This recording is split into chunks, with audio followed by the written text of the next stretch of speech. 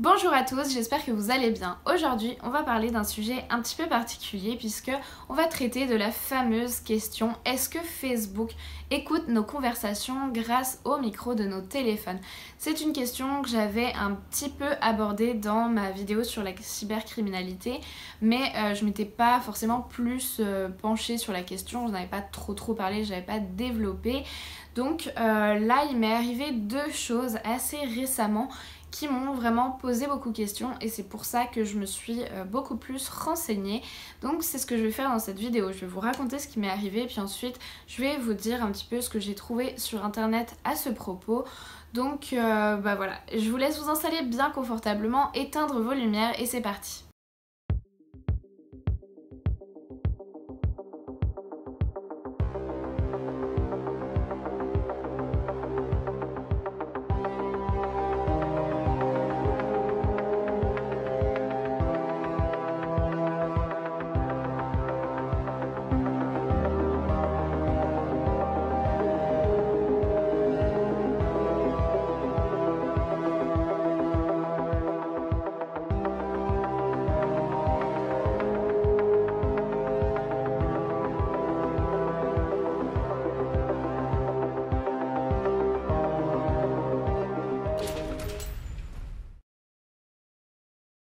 Ma première histoire, en fait, c'est quelque chose qui m'est pas arrivé directement à moi, c'est arrivé à mon copain. Ça s'est passé il y a à peu près, je dirais, un mois ou 3 semaines, quelque chose comme ça. On était tous les deux à l'appart et en fait, il était sur son téléphone et je le vois en train de commencer à rigoler. Puis il me dit qu'il a reçu une pub de la part d'Amazon qui est hyper drôle.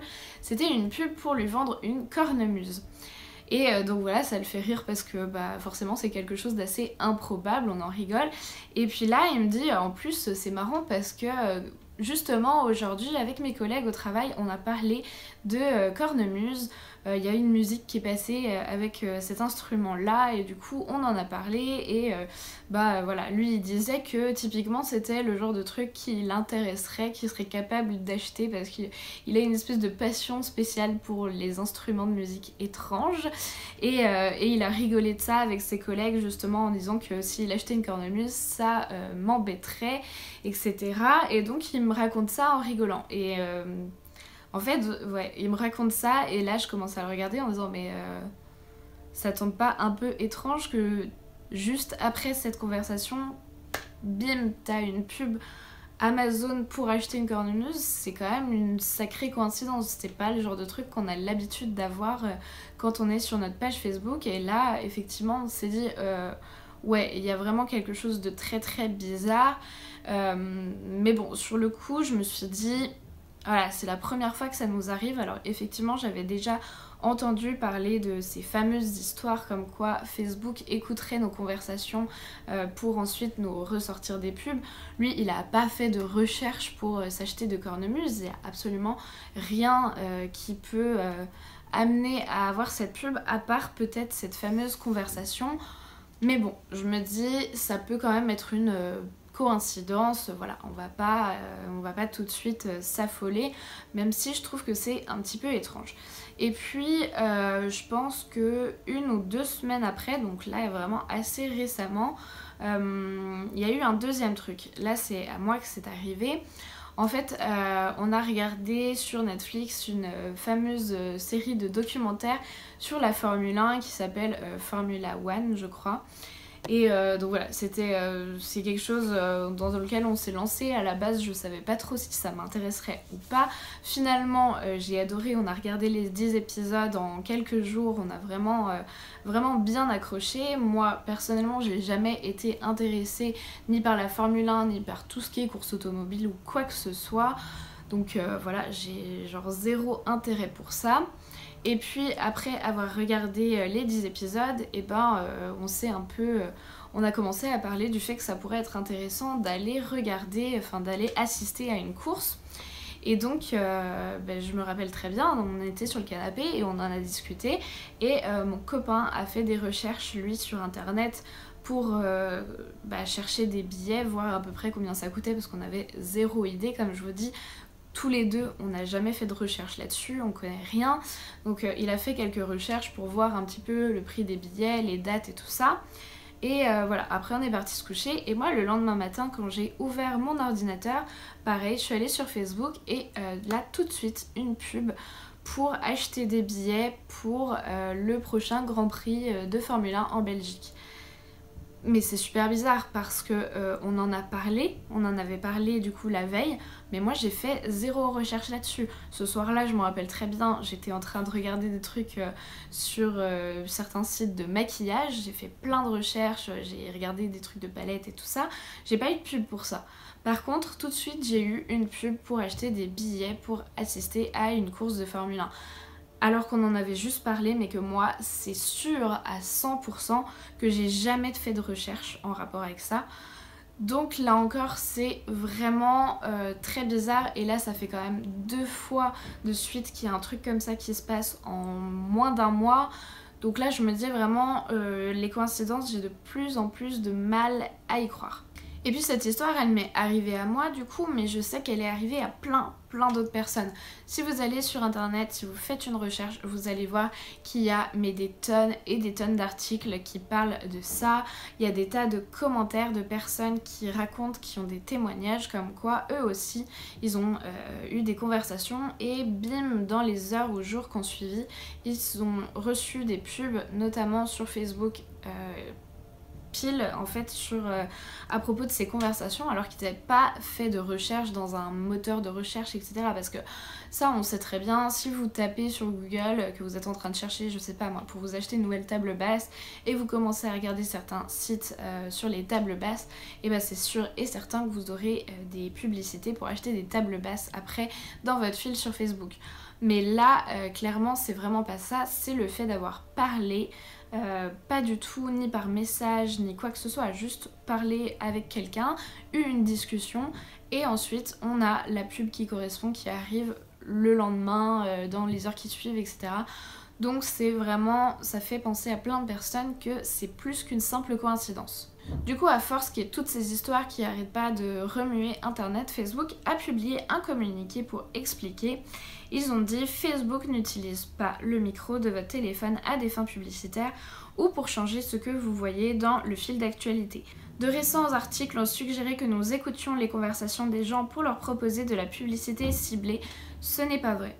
Nous montrons des publicités basées sur les centres d'intérêt des gens et autres informations contenues sur leur profil et pas sur ce qu'ils disent à voix haute. Et ensuite, Facebook a bien précisé qu'ils accèdent parfois au micro des téléphones seulement si les utilisateurs en donnent l'autorisation et uniquement quand il y en a réellement besoin. Genre si vous faites une vidéo, bah oui, la vidéo va aussi enregistrer le son, notamment au moment des lives, etc., les choses comme ça, mais que c'est vraiment uniquement les seuls moments où Facebook accède au micro de votre téléphone. Et il y a environ un an, c'était le 10 avril 2018, Mark Zuckerberg, il a répondu à des questions du Sénat américain. Ça a pas mal fait parler sur la toile, il y a pas mal de vidéos qui sont sorties.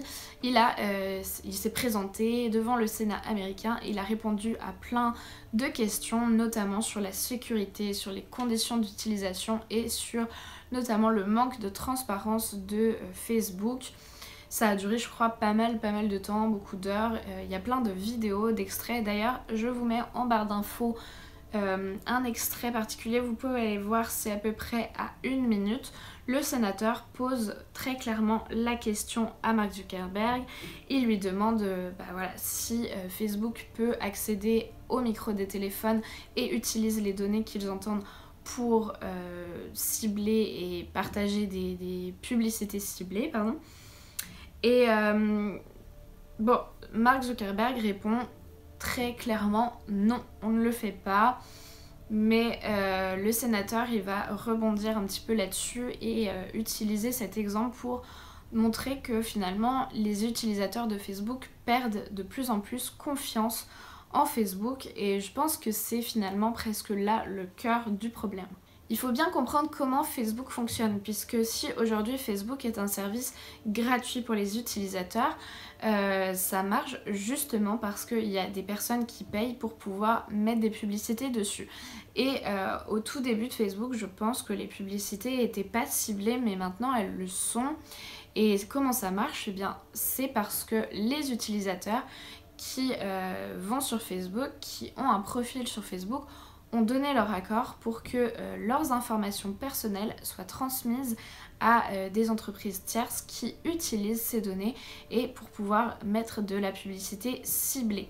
Donc par exemple, ce qui va être analysé, c'est le fait que vous ayez un certain engagement vers tel ou tel sujet. Si moi, je like des pages en rapport avec le maquillage, si je commente des posts qui ont rapport avec du maquillage, je vais recevoir des pubs en rapport avec le maquillage. Mais donc pour en revenir à ces histoires de micro, eh bien Facebook est vraiment catégorique sur le fait qu'il n'accède pas à nos conversations privées par le biais du micro pour les utiliser afin de les revendre. Est-ce qu'ils mentent? Est-ce qu'ils mentent pas? J'ai envie de dire ça, on peut pas le savoir. La seule chose qu'on a à faire, c'est finalement accepter cette réponse qu'ils ont donnée de manière officielle. Mais comme je l'ai dit tout à l'heure, vraiment c'est plus au niveau de la confiance, il y a quelque chose qui va peut-être moins fonctionner. Et moi je sais que personnellement avec ces deux événements dont je vous ai parlé, clairement ma confiance elle est assez ébranlée et voilà, je me dis, d'un côté ils disent que clairement ils ne font pas et qu'ils n'accèdent pas à nos micros, mais d'un autre côté il y a des choses qui sont vraiment juste trop grosses pour être des coïncidences selon moi. Alors effectivement, je pense que je vais faire de plus en plus attention à mon utilisation de cette application-là. Alors les questions que je me pose, c'est déjà savoir est-ce que c'est possible que notre téléphone enregistre nos conversations et puis quelles sont toutes les questions véritablement légales et éthiques autour de ces nouvelles technologies, notamment la reconnaissance vocale qui est de plus en plus présente dans nos appareils. J'ai fait des recherches sur internet, c'est pas facile je trouve de trouver des choses, en tout cas par rapport à Facebook, tout ça, tout ce qu'on trouve c'est tout le temps des articles, voilà, c'est des articles soit comme ce que je viens de vous faire où quelqu'un vous raconte son expérience et dit bon bah c'est trop gros pour être une coïncidence donc ça veut dire que Facebook nous écoute. D'autres qui vont dire bah non, Facebook a clairement répondu à la question, ils ne nous écoutent pas donc ça veut dire qu'ils le font pas. Mais après, pour savoir un petit peu plus comment ça fonctionne, j'ai eu un petit peu de mal. Mais j'ai quand même trouvé un document que je vais aussi vous mettre en barre d'infos si jamais ça vous intéresse. C'est à peu près une dizaine de pages, c'est en anglais malheureusement. Mais c'est quelque chose qui m'a semblé être le plus scientifique, on va dire, en tout cas le plus sérieux. C'est en fait comme une sorte de brochure qui a été faite par Future of Privacy Forum, qui a été signé par Jules Polonetsky, John Verdi et Stacey Gray. Et comme je vous le dis, voilà, c'est ce que j'ai trouvé de plus correct au niveau des informations que je pouvais trouver sur cette fameuse technologie de la reconnaissance vocale et comment ça peut être utilisé. C'est un article qui date un petit peu parce que je crois qu'il date de 2015 ou 2016, donc j'imagine que depuis il y a peut-être des choses qui ont un petit peu évolué, mais c'est quand même, je trouve que ça donne bien les bases pour savoir comment ça fonctionne parce que moi personnellement j'y connais absolument rien, donc je vais vous expliquer un petit peu résumer en fait le contenu de cette brochure là. Alors déjà les auteurs ils ont trié les appareils à reconnaissance vocale en 3 types. Il y a d'abord ceux qu'on va activer de manière manuelle, ensuite il y a ceux qui s'activent avec la voix et puis ensuite il y a ceux qui sont toujours actifs et en fait en fonction des types d'appareils il y a des utilisations qui sont différentes, il y a des modes de fonctionnement qui sont différents et du coup les questions qu'on peut se poser au niveau légal et éthique vont être aussi différentes. Alors pour ceux qu'on active manuellement, bah y a pas grand chose à en dire, j'ai envie de dire tout est déjà dans l'intitulé. C'est des appareils sur lesquels vous devez activer avec un bouton pour mettre la reconnaissance vocale. C'est quelque chose je crois que vous trouvez principalement sur toutes les Smart TV, donc il y a l'Apple TV, la Samsung TV, la LG Smart TV, etc. Et il y a aussi certains jouets pour enfants apparemment qui fonctionnent comme ça. Je savais même pas, mais apparemment il y a une Barbie à laquelle vous pouvez parler puis elle vous répond. Comme quoi les jouets évoluent énormément, je m'en étais pas forcément rendu compte. Ensuite à l'inverse on a les appareils qui sont tout le temps actifs. Alors ça va être plutôt de l'ordre du babyphone par exemple, qui lui en même temps c'est un peu sa seule fonction, donc évidemment il est toujours activé quand il est allumé. Mais vous avez aussi certaines caméras de surveillance, qu'elles soient privées, donc que vous mettez chez vous, ou publiques, qui filment la rue par exemple. Je sais qu'aux États-Unis il y a certaines caméras de surveillance qui sont capables de détecter si elles entendent des bruits de tirs, de coups de feu, et qui appellent directement les secours. Comme ça il n'y a pas besoin qu'il y ait quelqu'un qui soit témoin puis qui prenne le temps d'appeler. Les caméras tout de suite elles ont un système de reconnaissance audio qui reconnaît un certain type de bruit et qui peut tout de suite appeler les urgences. Et puis le troisième type, c'est celui qui nous intéresse le plus finalement, c'est celui des appareils qui s'activent à la voix.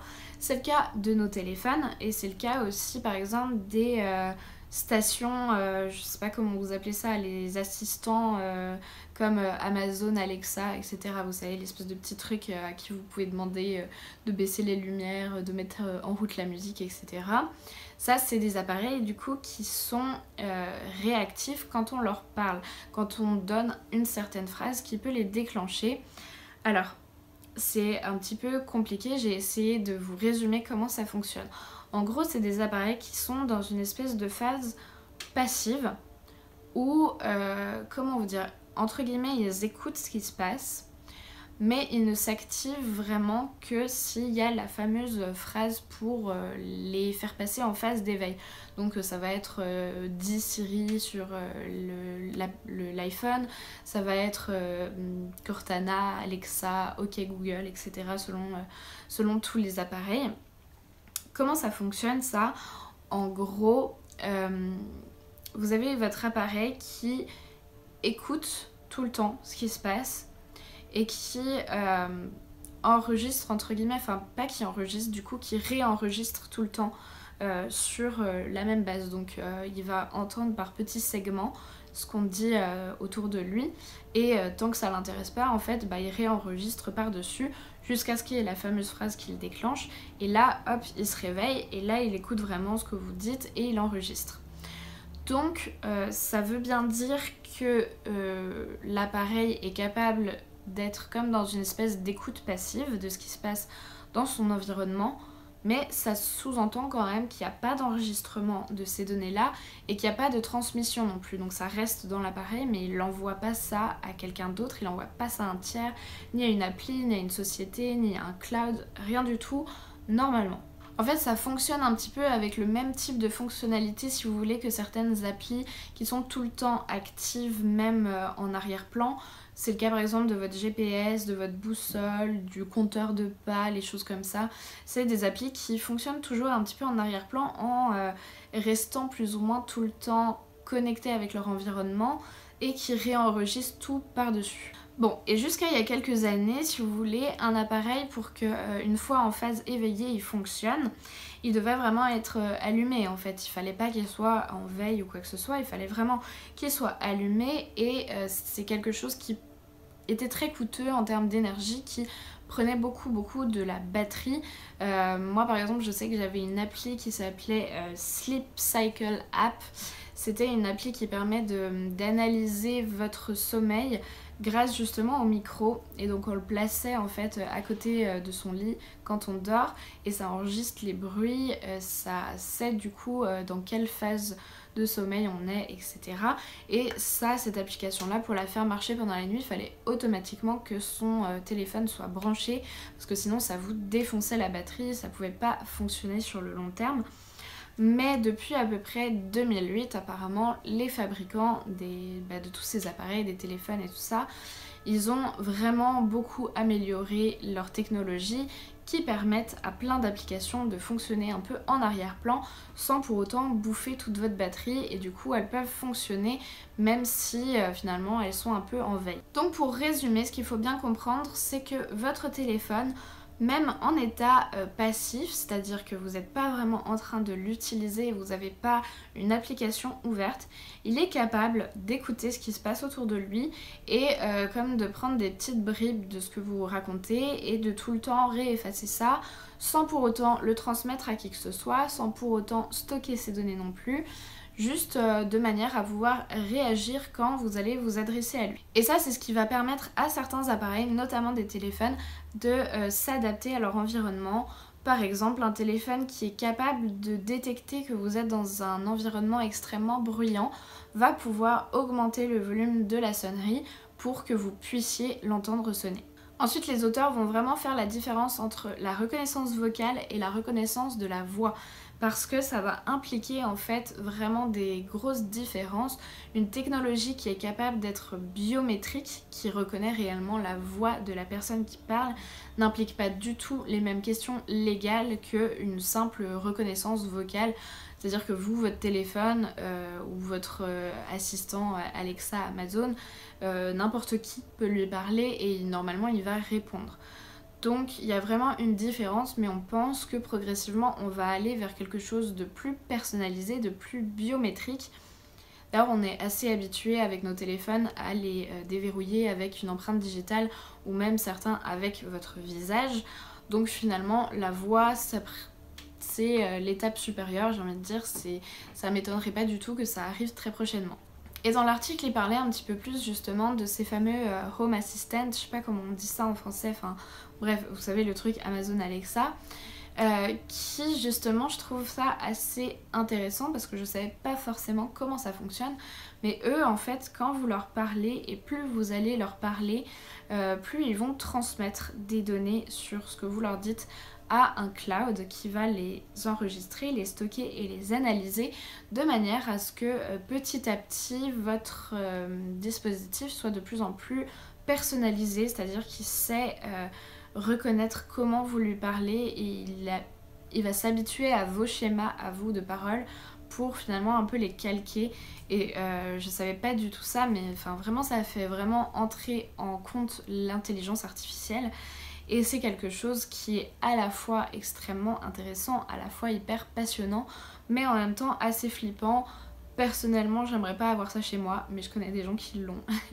Bon, voilà. Ensuite, l'article il va s'intéresser à plein de questions que les fabricants de ces nouvelles technologies vont devoir se poser à propos de la reconnaissance vocale, notamment des questions légales et des questions éthiques, comme je vous l'ai déjà dit, parce que bah voilà, avec l'évolution des nouvelles technologies, avec leur intégration de plus en plus omniprésente dans nos sociétés, il y a vraiment plein de choses qui vont vraiment devoir être réfléchies, être pensées par les constructeurs.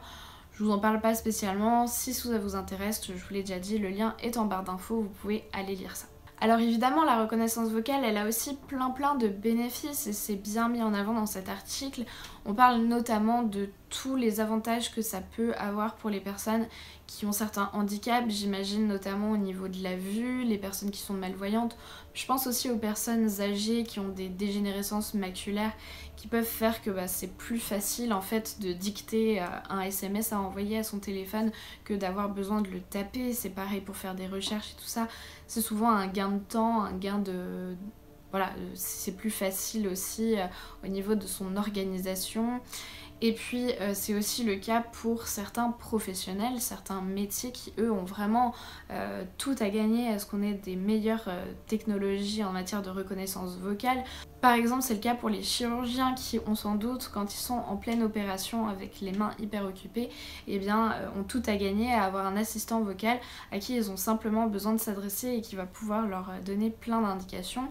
Donc voilà, évidemment qu'il y a plein d'avantages assez avancés technologiques, mais je pense que pour la plupart des gens comme nous, donc les utilisateurs lambda, il y a des inquiétudes à propos de toutes ces choses parce qu'on ne sait pas vraiment comment ça fonctionne. On nous explique pas, je pense, assez bien comment ça fonctionne, quelles sont les données qui vont être utilisées, comment elles vont être traitées, où est-ce qu'elles vont, qu'est-ce qui qu'est-ce qui les analyse, comment ça peut être ensuite utilisé dans notre quotidien, est-ce que réellement elles peuvent être transmises à des personnes qui vont les utiliser afin de nous cibler pour des publicités. Il y a vraiment un gros manque de transparence à ce niveau-là qui doit absolument évoluer dans les prochaines années parce que comme je vous le dis, je veux dire, on est vraiment trop démunis, ça avance très très vite, j'ai l'impression. La technologie en ce moment, elle s'emballe et on va vraiment extrêmement vite, mais nous, la plupart des gens, on ne sait pas exactement, véritablement, à quelle fin sont utilisées toutes ces données qui sont récoltées sur nous. Et finalement, pour en revenir à Facebook, je crois que la question n'est pas réellement de savoir si oui ou non Facebook nous écoute à travers nos micros, parce que on le saura pas, enfin en tout cas la réponse elle a officiellement été donnée, c'est non. On peut avoir nos doutes et c'est justement là la vraie question, c'est la confiance qu'on fait à ce genre d'entreprise. Moi personnellement, avec les 2 choses que j'ai vécues là dans le mois dernier, ça a vraiment beaucoup fait remettre en question la confiance que j'avais sur ce que Facebook dit officiellement faire ou pas de nos données. Mais voilà, ça c'est, j'ai envie de dire, c'est mon point de vue à moi, c'est ma vision des choses.